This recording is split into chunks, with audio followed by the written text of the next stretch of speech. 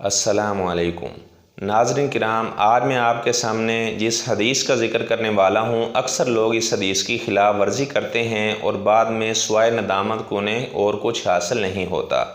بات یہ ہے کہ آپ صلی اللہ علیہ وسلم نے نہا عن الشغار وٹے سٹے کے نکاح سے منع کیا ہے۔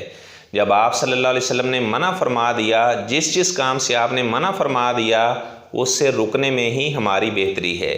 اگر کوئی آدمی اس حکم کی خلاف ورزی کرے گا، ایک تو حدیث بھی آپ سن لیں، آپ صلی اللہ علیہ وسلم نے فرمایا جعلت الذلۃ والصغار علی من خالف امری، اللہ تعالیٰ نے ذلت مسلط کر دی اس آدمی کے اوپر جو میرے حکم کی خلاف ورزی کرتا ہے۔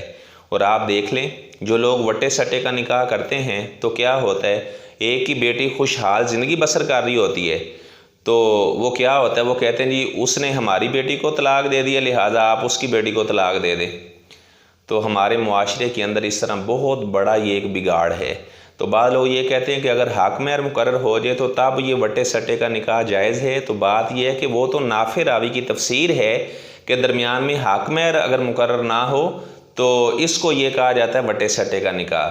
تو بہرحال حدیث کے جو الفاظ ہیں یہ نافع راوی کی تفسیر سے مقدم ہیں۔ حدیث میں کیا ہے، نہا رسول اللہ صلی اللہ علیہ وسلم عن الشغار، آپ صلی اللہ علیہ وسلم نے وٹے سٹے کے نکاح سے منع کیا ہے۔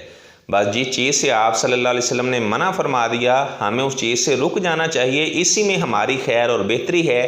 اللہ تعالی ہمیں ہر معاملہ آپ صلی اللہ علیہ وسلم کے حکم کے مطابق کرنے کی توفیق عطا فرمائے۔